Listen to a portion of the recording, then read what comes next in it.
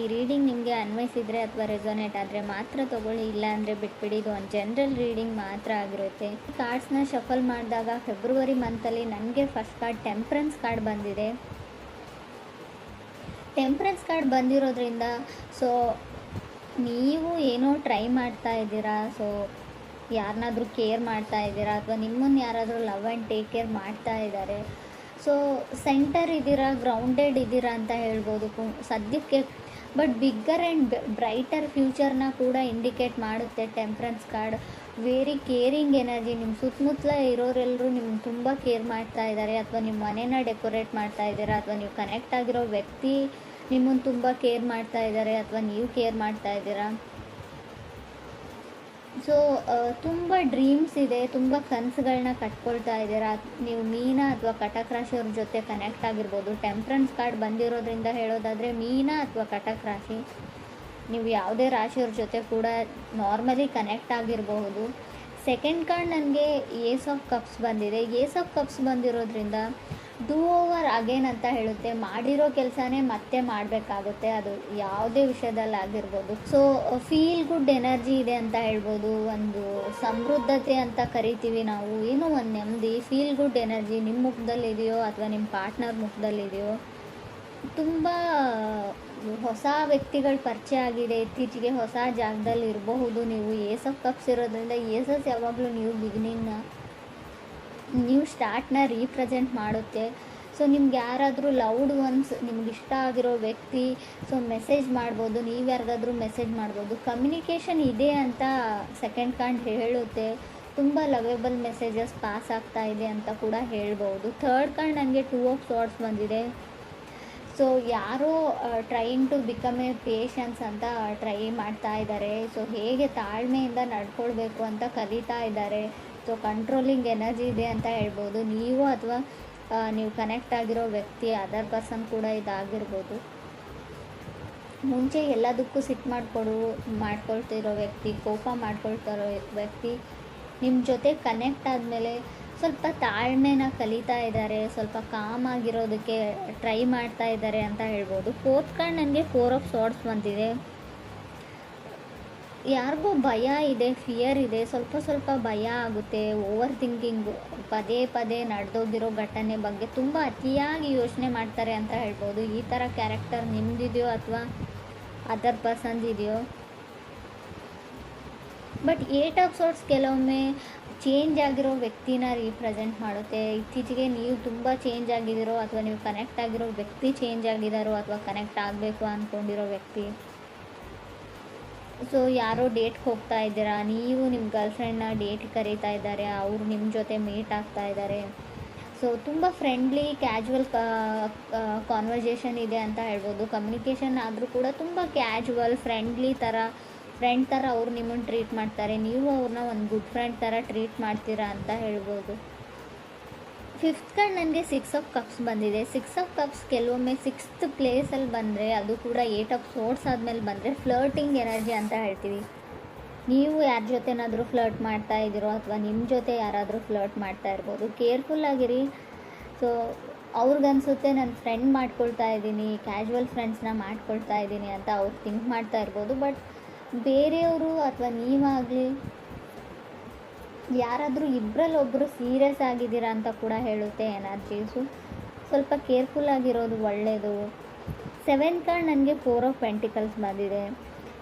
Holding back, ಯಾರೋ ಯಾರಿಂದನೂ ದೂರ ಸರಿತಿದ್ದಾರೆ ಅಂತ ಅಂದ್ಕೊಳ್ಬೋದು. ಡಿಸಿಷನ್ನ ತೊಗೊಳ್ಳೋದ್ರಲ್ಲಿ ಲೇಟ್ ಮಾಡ್ತಾ ಇದ್ದೀರಾ, ನೀವು ಅದರ್ ಪರ್ಸನ್ನು ಆ ವ್ಯಕ್ತಿಯಿಂದ ದೂರ ಆಗ್ತಾ ಇದ್ದೀರಾ, ಸ್ವಲ್ಪ ಕಾಂಟ್ಯಾಕ್ಟ್ನ ಮಿಸ್ ಮಾಡ್ಕೊಳ್ತಾ ಇದ್ದೀರಾ ಅಂತ ಹೇಳ್ಬೋದು. ಏಟ್ ಕಾರ್ಡ್ ನನಗೆ ಟವರ್ ಕಾರ್ಡ್ ಬಂದಿದೆ. ಟವರ್ ಕಾರ್ಡ್ ಬಂದಿದೆ ಅಂತ ಭಯ ಪಡೋ ಅಗತ್ಯ ಇಲ್ಲ. Sometimes tower cards temperance card ಜೊತೆಗೆ ಬಂದರೆ ಖಂಡಿತವಾಗ್ಲೂ ಡಿಲೇ ಅಂತ ಹೇಳ್ತೀನಿ. ಯಾವುದೇ ವಿಷಯದಲ್ಲಾಗಿರ್ಬೋದು, ರಿಲೇಷನ್ಶಿಪ್ ವಿಷಯದಲ್ಲಾಗಿರ್ಬೋದು, ನೀವು ಮನೆ ಕಟ್ತಾ ಇದ್ದರೆ, ಏನಾದರೂ ಖರೀದಿ ಮಾಡ್ತಾ ಇದ್ದರೆ, ಯಾವುದಾದ್ರೂ ಇವೆಂಟ್ ಇದ್ದರೆ, ಎಲ್ಲಿಗಾದ್ರೂ ಹೋಗಬೇಕು ಅಂದ್ಕೊಂಡಿದ್ರೆ, ಎಲ್ಲದರಲ್ಲೂ ಡಿಲೇನ ಸಡನ್ ಅನ್ಎಕ್ಸ್ಪೆಕ್ಟೆಡ್ ಡಿಲೇ ಅಂತ ಹೇಳ್ಬೋದು. ಸೊ ನೀವು ರೆಡಿಯಾಗಿಲ್ಲ, ಯಾವುದಕ್ಕೂ ಇನ್ನೂ ಟೈಮ್ ಬೇಕು ಅಂತ ಹೇಳ್ತಾ ಇದೆ ಅಂತಲೂ ಹೇಳ್ಬೋದು. ಮೇ ಬಿ ಡೆಸ್ಟಿನಿ ರೆಡಿ ಇಲ್ಲ ಅಂತ ಹೇಳ್ಬೋದು. ನೀವೇನೋ ಮಾಡಬೇಕು ಅಂತ ಇದ್ದೀರಾ, ತುಂಬ ಎಕ್ಸ್ಟರ್ನಲ್ ಫೋರ್ಸಸ್ಸು ನಿಮ್ಮನ್ನು ತಡೀತಾ ಇದೆ. ಆ ಕೆಲಸ ಪೂರ್ತಿ ಆಗಕ್ಕೆ ಬಿಡ್ತಾ ಇಲ್ಲ ಅಂತ ಕೂಡ ಹೇಳ್ಬೋದು. ಸೊ 9th ಕಾರ್ಡ್ ನನಗೆ ಹ್ಯಾಂಗ್ಮ್ಯಾನ್ ಬಂದಿದೆ. ಹ್ಯಾಂಗ್ಮ್ಯಾನ್ ಕೂಡ ಅದನ್ನೇ ಹೇಳುತ್ತೆ, ಎಲ್ಲ ಕೆಲಸಗಳು ನಿಧಾನವಾಗಿ ಆಗುತ್ತೆ, slow and steady wins the race ಅಂತ ಹೇಳ್ತೀವಿ. ಎಷ್ಟೇ ನಿಧಾನವಾಗಾದರೂ ಕೂಡ ಕೆಲಸ ಕಂಪ್ಲೀಟ್ ಆಗುತ್ತೆ ಅಂತ ಹೇಳ್ಬೋದು. 10th ಕಾರ್ಡ್ ನನಗೆ 5 ಆಫ್ ಸಾರ್ಡ್ಸ್ ಬಂದಿದೆ. ಹುಷಾರಾಗಿರಿ, ಮೇ ಬಿ ಬ್ರೇಕಪ್ಸ್ನ ಹೇಳ್ತೀನಿ, 5 ಆಫ್ ಸಾರ್ಡ್ಸ್, ಡಿವೋರ್ಸ್ನ ಹೇಳ್ತೀನಿ. ನಿಮಗೆ ಗೊತ್ತಿಲ್ಲದೆ ಇರ್ಬೋದು, ಆಲ್ರೆಡಿ ಡಿವೋರ್ಸ್ ಆಗಿರೋ ವ್ಯಕ್ತಿ ಜೊತೆ ನೀವು ಕನೆಕ್ಟ್ ಆಗ್ತಾ ಇದ್ದೀರಾ ಇತ್ತೀಚೆಗೆ, ಅವ್ರು ಹೇಳದೇ ಇರ್ಬೋದು ಅಥವಾ ಆಲ್ರೆಡಿ ನಿಮಗೆ ಗೊತ್ತಿರ್ಬೋದು. 5 ಆಫ್ ಸಾರ್ಡ್ಸ್ ಕೆಲವೊಮ್ಮೆ ಮನೆಯಲ್ಲಿ ಡ್ರಾಮಾ ಫೈಟ್ಸ್ನ ರೀಪ್ರೆಸೆಂಟ್ ಮಾಡುತ್ತೆ, ಸಣ್ಣ ಪುಟ್ಟ ಜಗಳನೂ ದೊಡ್ಡದಾಗಿ. ಸೊ ಮೇ ಬಿ ಡಿವೋರ್ಸ್ವರೆಗೂ ಹೋಗಿರ್ಬೋದು. ಹರ್ಮೆಟ್ ಕಾರ್ಡ್ ಕೂಡ ಬಂದಿದೆ. ಸಮ್ಟೈಮ್ಸ್ ಹರ್ಮೆಟ್ ಕಾರ್ಡ್ ಡಿವೋರ್ಸ್ ಆದಮೇಲೆ ಮೇ ಬಿ ಸ್ಯಾಡಲ್ಲಿ, ಸ್ಟ್ರಗಲಲ್ಲಿ ಕೆಲವ್ರು ಇರ್ಬೋದು. ಫೈಟ್ ಫಾರ್ ಲವ್ ಅಂತ ಹೇಳುತ್ತೆ ಹರ್ಮೆಟ್ ಕಾರ್ಡ್. ಟಯರ್ಡ್ ಆಫ್ ಲವ್ ಅಂತ ಹೇಳ್ತೀವಿ. ಫುಲ್ ಆಫ್ ಡೌಟ್ಸ್ ಇದ್ದರೂ ಕೂಡ ಹರ್ಮೆಟ್ ಕಾರ್ಡ್ ಬಂದಿರುತ್ತೆ. ಡೌಟ್ಸ್ ನಿಮಗಿದೆಯೋ ಅಥವಾ ಅದರ್ ಪರ್ಸನ್ಗಿದೆಯೋ. 11th ಹರ್ಮೆಟ್ ಕಾರ್ಡ್ ಇರೋದ್ರಿಂದ ಖಂಡಿತವಾಗ್ಲೂ ನೀವು ಡಿಪ್ರೆಷನ್ ಲೆವೆಲ್ಗೆ ಹೋಗಿರ್ಬೋದು. ಕೆಲವರು ತುಂಬ ಓವರ್ ಥಿಂಕಿಂಗ್, ತುಂಬ ಯೋಚನೆಯಲ್ಲಿ ಕೂಡ ಕೆಲವರು ಇದ್ದೀರಾ ಅಂತ ಕಾರ್ಡ್ ಹೇಳುತ್ತೆ. ಕೆಲವ್ರಿಗೆ ವೆಕೇಷನ್ನ ಅಗತ್ಯ ಇದೆ ಅಂತ ಹೇಳ್ಬೋದು. 2 ಆಫ್ ಸಾರ್ಡ್ಸ್ ಓವರ್ ವರ್ಕ್ನ ಕೂಡ ಸೆಕೆಂಡ್ ಕಾರ್ಡ್ ರೀಪ್ರೆಸೆಂಟ್ ಮಾಡೋದ್ರಿಂದ ಎಲ್ಲಿಗಾದರೂ ಟ್ರಿಪ್ ಹೋಗಿ ಸ್ವಲ್ಪ ಬ್ಯುಸಿಯಾಗಿ ಬೇರೆ ಜಾಗದಲ್ಲಿ ಟೈಮ್ನ ಸ್ಪೆಂಡ್ ಮಾಡಿ ಅಂತ ಹೇಳ್ಬೋದು. ಇನ್ಕಮ್ ಚೆನ್ನಾಗಿದೆ ಅಂತ ಹೇಳ್ತೀನಿ. ಫೈನಾನ್ಷಿಯಲಿ ನನಗೆ ಇನ್ಕಮ್ ತುಂಬ ಚೆನ್ನಾಗಿದೆ ಅಂತ ಕಾಣಿಸ್ತಾ ಇದೆ. ಸೊ ನಿಮ್ಮದೇ ಕೆಲಸ ಮಾಡೋ ಜಾಗದಲ್ಲಿ ನೀವು ತುಂಬ ಬ್ಯುಸಿಯಾಗಿದ್ದೀರಾ, ಓವರ್ ವರ್ಕ್ ಮಾಡ್ತಾಯಿದ್ದೀರಾ, ತುಂಬ ರೆಸ್ಪಾನ್ಸಿಬಿಲಿಟೀಸ್ ಇದೆ, ಬ್ಲಡ್ ಪ್ರೆಷರ್ ಜಾಸ್ತಿ ಆಗ್ತಾ ಇದೆ, ಟೆನ್ಷನ್ ಇದೆ, ಡಿಪ್ರೆಷನ್ ಇದೆ.